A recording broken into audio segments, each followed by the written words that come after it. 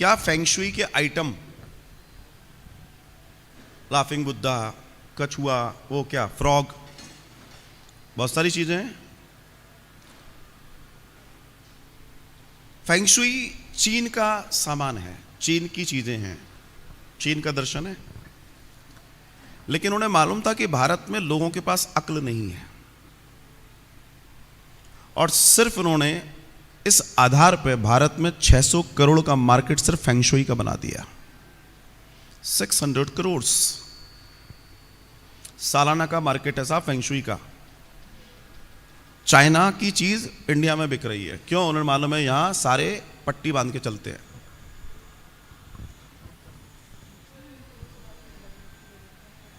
जहां गणेश होने चाहिए वहां उन्होंने कहा ये गणेश जैसी तो है हमारा लाफिंग बुद्धा, पोटली वाला, मेढक रखवा दिया।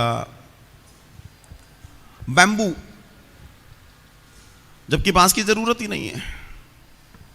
उन्होंने कहा बंबू वैसे नहीं बिकेगा, क्योंकि इंडिया वाले जो है जानते हैं कि बंबू को घर में नहीं रखना है, कोई ज़रूरत नहीं है। मगर उन्होंने कहा ये खरीदेंगे नहीं, दिमाग ऐसा लगाओ, क्योंकि ये फ्री में कुछ भी ले लेते हैं। ये इंडिया वाले लोग, इनको फ्री में जहर दे दो तो वो भी ले लेंगे। तो इन्होंने बैम्बू आपके यहां फ्री में पहुंचवा दिया। बोला ये तो गिफ्ट ही करना चाहिए। उन्हें मालूम है कितने लालची लोग होते हैं भारत के, तो उन्होंने ये भी कर दिया। भैया एक चीज समझिए, अगर तुम 50 चीजें अपने घर पे रख रहे हो, उससे अपने दरवाजे पे अगर साथिया बना के तुमने शुभ और लाभ लिख दिया तो तुम्हारा पूरा वैसे ही कल्याण हो गया। कुछ करने की जरूरत नहीं है। लेकिन समस्या यह है कि अंधविश्वास इतना हावी है देश में कि हम ये कर लेंगे तो ये हो जाएगा। कर्म करना नहीं चाहता व्यक्ति। अगर आप घर में साथिया बना दें मुल्क दरवाजे पर और शुभ और लाभ लिख दें तो आपका कार्यक्रम हो गया। क्या जरूरत है आपको ये सब करने की? लेकिन और एक चीज ध्यान रखना, चाणक्य ने एक बहुत बढ़िया बात कही है। चाणक्य नीति में चाणक्य ने बहुत बढ़िया बात कही है। चाणक्य कहते हैं किसी भी व्यक्ति को जहां वो पैदा हुआ है वहां की मिट्टी, वहां की वायु, वहां का जल, वहां की औषधि, वहां के रत्न और वहां की हर चीज सूट करेगी जहां वो पैदा हुआ है। अब तुम यहां बैठ के अगर चाइना का देवता पूजोगे तो कल को चाइन चू करने लगो तो हमसे मत कहना। भाई कोई लॉजिक नहीं है। देखा देखी कुछ भी करे चले जा रहे हैं। अब विचार करो, अगर लाफिंग बुद्धा रखने से आपके घर में पैसा आता तो सब लोग रख लेना, फिर क्या को दिमाग लगा रहे हैं? आ जाएगा। बोलो नहीं बड़ी पोटली वाला रखना है। मैं तो कह रहा हूं पूरी पोटली मकान पर टांगने को तैयार हूं, फिर मैं सो जाऊं क्या? कुछ करूं नहीं? बकवास है, सब बकवास है, और यही अंधविश्वास है। अरे हनुमान जी को पूजो, हनुमान चालीसा गाओ, बजरंग बाण,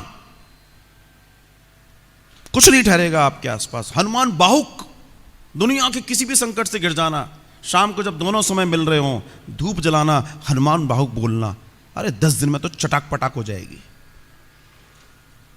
लेकिन लाफिंग बुद्धा,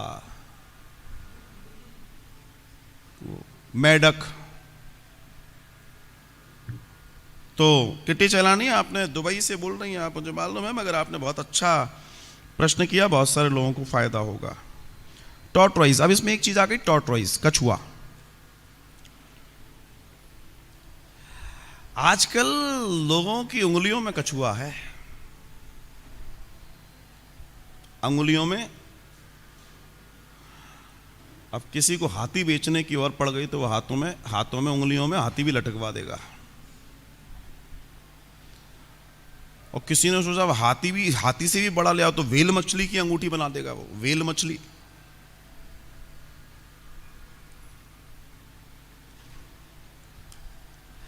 कछुआ भगवान का अवतार का स्वरूप है। कछुए को पूजिए, लेकिन ऐसे अशुद्ध करके तो नहीं करो।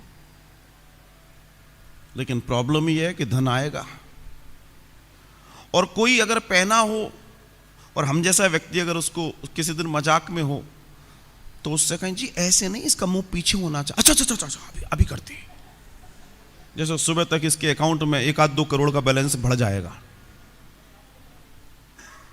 मैं क्या कहूं, मैं क्या करूं?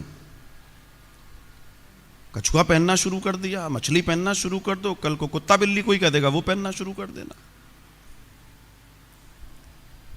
नॉनसेंस की बातें हैं। लेकिन कछुआ आपके मंदिर में होना चाहिए। अगर आपके पास तिजोरी है तो वहां पर तांबे की छोटी प्लेट में कछुआ रखें, जल रखें, पूजन करें, उनकी पीठ पर आप कुमकुम और हल्दी लगा के रखें, आपको लाभ होगा। उसका पैटर्न है जो हमारा सनातनी पैटर्न है, उसको फॉलो कीजिए ना,